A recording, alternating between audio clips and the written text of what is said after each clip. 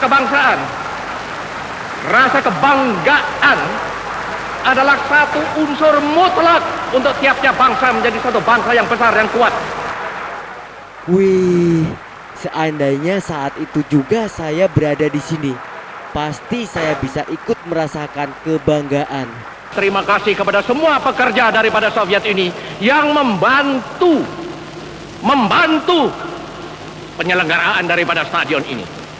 Dan saya mengucapkan penghargaan kepada semua tenaga Indonesia yang siang, malam, pagi, surup, maghrib, isya, zuhur, seterusnya tidak berhenti bekerja agar supaya stadion utama ini bisa dibuka secara resmi pada tanggal 21 Juli 1962, yaitu hari ini.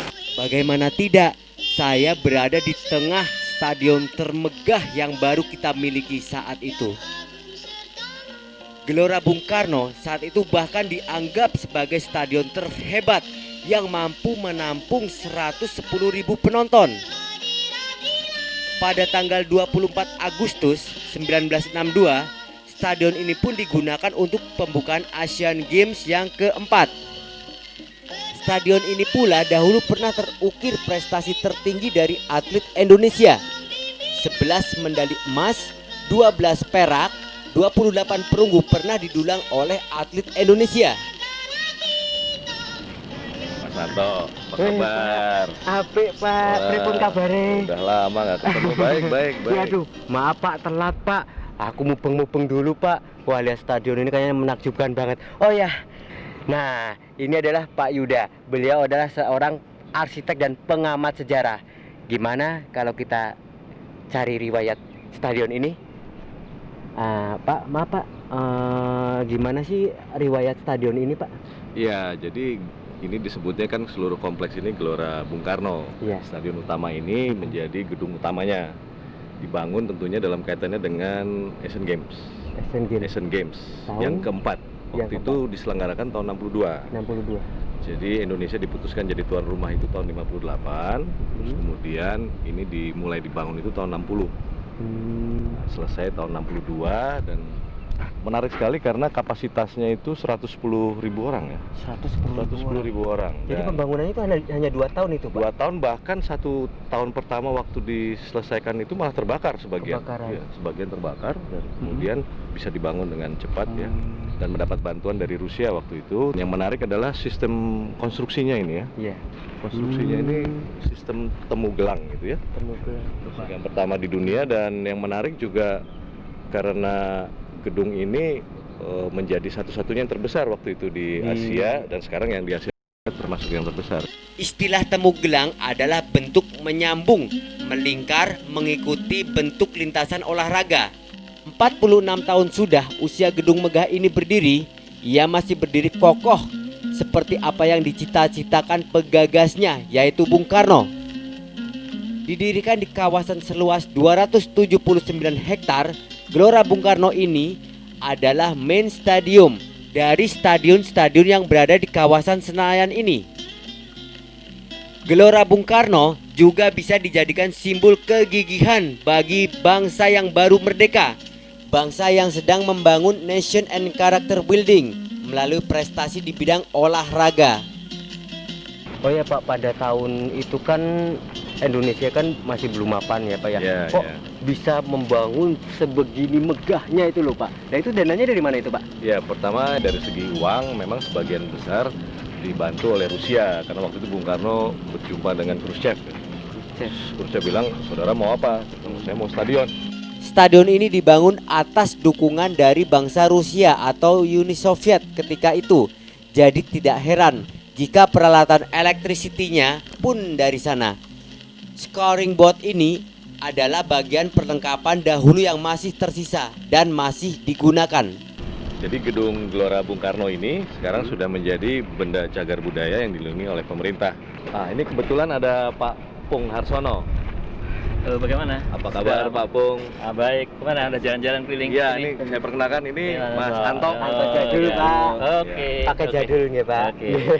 Nah, sekarang saya mau nanya gimana riwayat Gelora ini sekarang? Gelora Bung Karno ini khususnya stadion utama memang ada perubahan-perubahan khususnya karena modernisasi dalam rangka untuk bisa memenuhi pertandingan bertingkat dunia, dan kita baru saja mendapat pengakuan pada tahun 2007 kemarin sebagai World Stadium.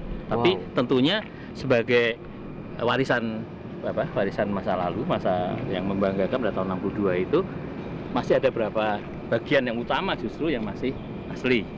Nah, contohnya adalah atapnya misalkan, juga ukuran dari geometri dari lapangannya, scoring board yang ada di atas sana itu juga masih asli. Kemudian speaker yang sejak awal digunakan untuk acara-acara besar di stadion utama ini masih asli. Pak Bung Karno pidatonya di mana, Pak? Ya kira-kira juga di titik ini ketika beliau pada tanggal 24 Agustus tahun 62 meresmikan Asian Games. Kira-kira ya di sini. Wah, di sini dulu nih. Waduh, bangga banget saya bisa berdiri di sini. Di podium di mana Presiden Soekarno berdiri. Tidak berhenti hanya pada kegiatan Asian Games. 1 tahun kemudian, tepat ini tahun 1963, stadion ini digunakan untuk menyelenggarakan Ganevo, Game of the Emerging Force. Dengan ini, saya menyatakan Ganevo yang pertama, Game of the New Emerging Forces, yang pertama di Jakarta, 63, dibuka.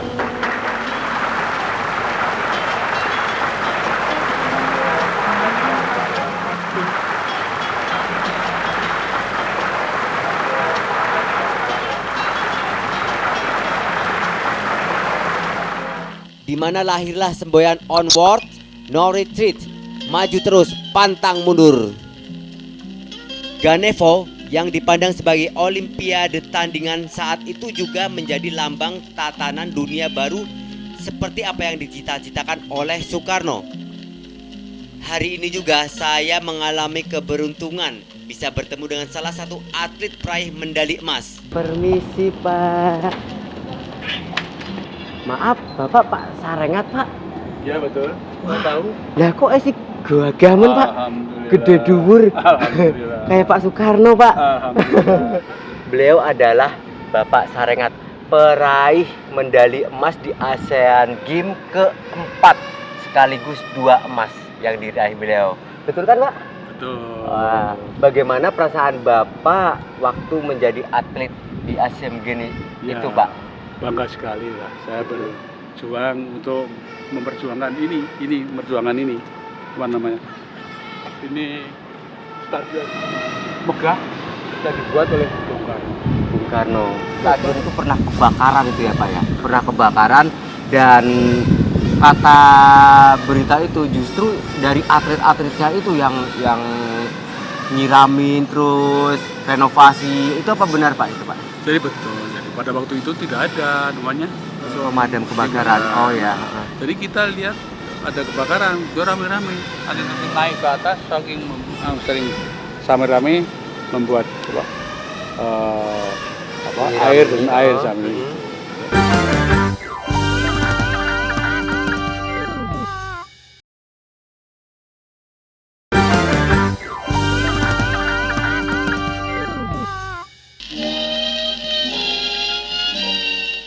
Mempelajari riwayat berdirinya Gelora Bung Karno tidak terlepas dari riwayat Hotel Indonesia.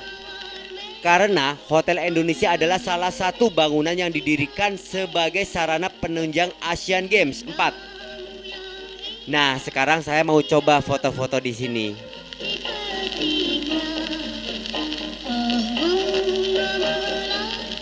Pak, apa kabar? Maaf nunggu ya. Iya, apa kabare? Alhamdulillah, Pak. Baik. Ini adalah Bu Hani. Beliau adalah Sing Bau Rekso Hotel Indonesia.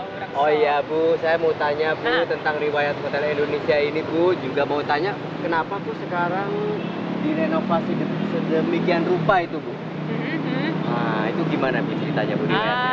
Hotel ini kan diresmikan tanggal 5 Agustus 1962.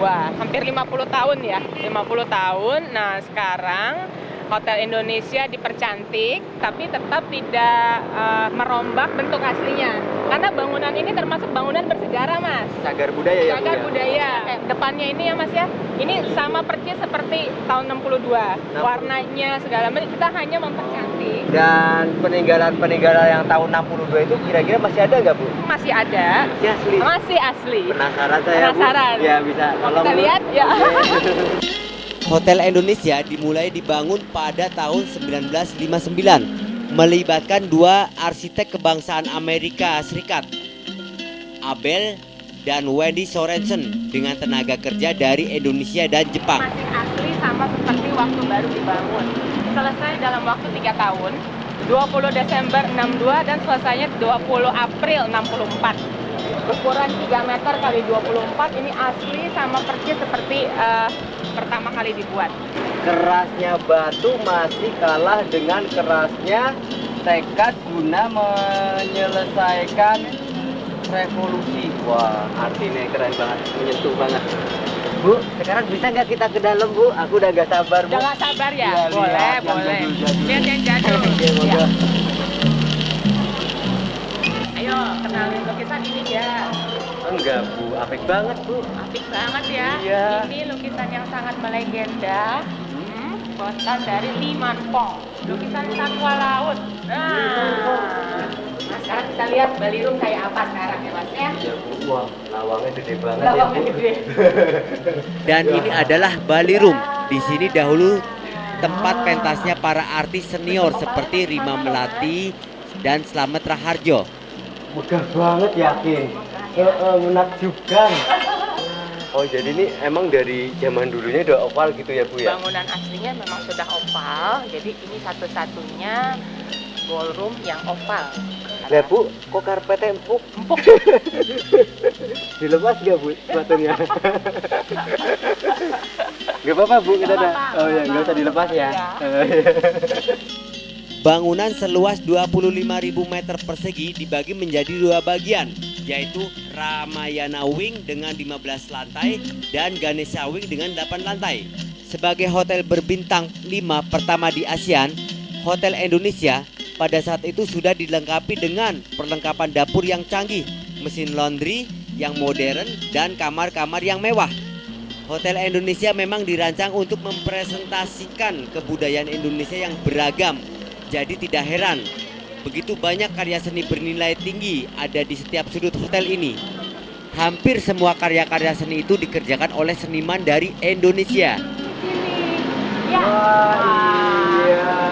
Ini batu atau apa sih, Bu? Batu. Garis-garis penari Nusantara. Tuh kan, jadi lihat ada yang ala Minang, ala Bali, Jawa. Bhinneka Tunggal Ika ya, Mas ya. Kubah ini asli, Mas. Asli. Tapi dulunya di kubah ini tuh untuk kolam renang. Oh, gitu.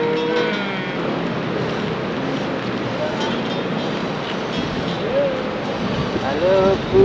Kok kayaknya Soekarno banget ya? Iya, Bu, aku penggemar Pak Karno. Lah, Ibu juga kok kelambine podo. Sama ya. Oh.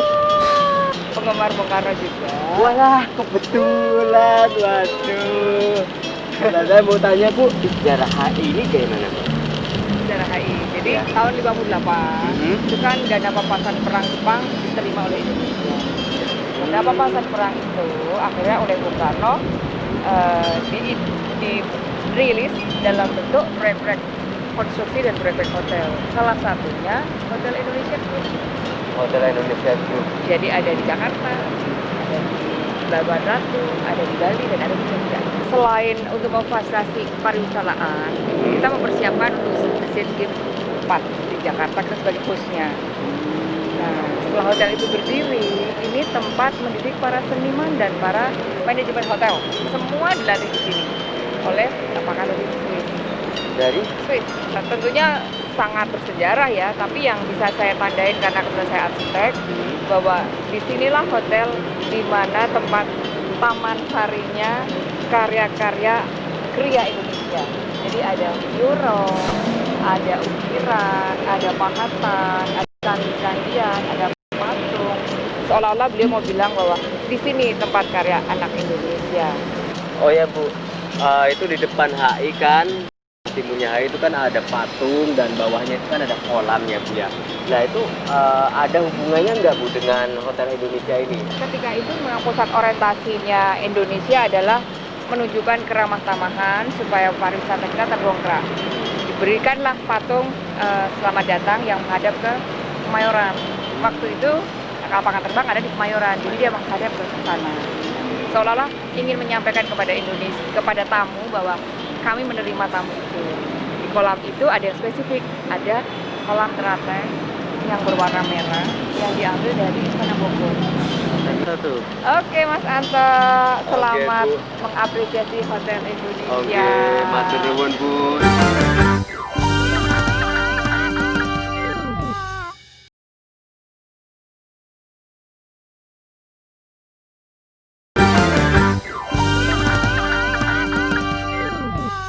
Kita sampai kepada tanggal 1 Januari 1961.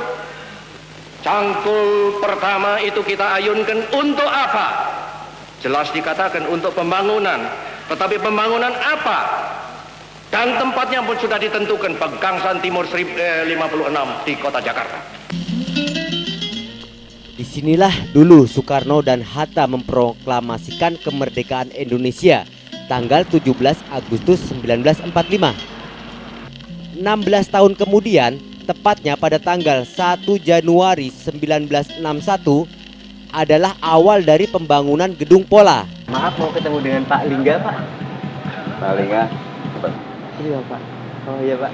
Oke, makasih Pak.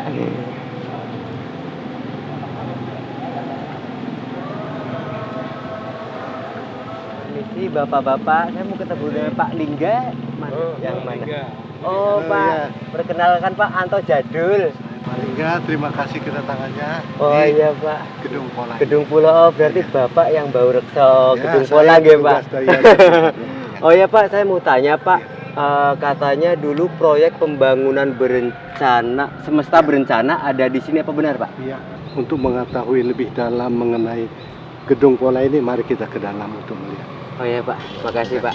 Di gedung inilah di Jalan Pegangsaan 56, Soekarno mengekspresikan gagasan pembangunannya. Gagasan yang tertuang dalam garis-garis pola pembangunan semesta berencana. Saya dengar Pak, ini dulunya itu rumahnya Pak Soekarno, apa benar Pak?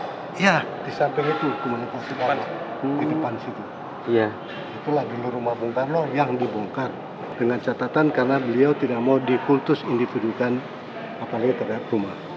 Berarti itu rumahnya Bung Karno dihibahkan buat negara gitu Pak? Ya, kira-kira begitu. Wah. Gedung Pola dibangun tujuannya sebagai gedung pameran. Tak heran bila sepanjang pembangunan semesta berencana, gedung ini dipergunakan untuk memamerkan maket rencana pembangunan Indonesia selama 8 tahun ke depan. Zaman dulu ini untuk merancang, Iya. merancang pembangunan dan hasil Hasil pembangunannya pembangunan, dipamerkan di market- sini. Iya, marketnya di sini semua. Blueprintnya di sini. Sayangnya, gedung yang sekarang bernama Gedung Perintis Kemerdekaan ini terlihat kurang terawat. Dari 5 lantai yang masih ada, hanya 1 lantai yang digunakan sebagai kantor Yayasan Bung Karno. Sementara lantai lainnya dibiarkan kosong. Wah, ternyata gedung ini belum mendapat ketetapan sebagai cagar budaya. Kok bisa ya? Padahal idealnya gedung ini tetap dipertahankan sebagai gedung pameran sesuai cita-cita Presiden Soekarno dulu. Di Gedung Pola ini. Oh, jadi segala sesuatu merancang itu di sini ya Pak ya? Mas apa Besta? Ini lukisan Bung Karno nih ketika di ND. Ini lukisannya. Ya. Bener Pak, Soekarno Pak ini Pak. Iya sudah. Perancang busana, pelukis, Arsitektur. arsitektur, pemimpin bangsa. Nah, ada satu lagi nih yang menarik perhatian saya. Saya sempat membaca pesan Bung Karno pada sebuah lukisan yang bunyinya seperti ini. Anakku, simpanlah segala yang kau tahu. Jangan ceritakan deritaku dan sakitku kepada rakyat. Biarkanlah aku menjadi korban asal Indonesia tetap bersatu. Ini aku lakukan demi kesatuan, persatuan, keutuhan dan kejayaan bangsa.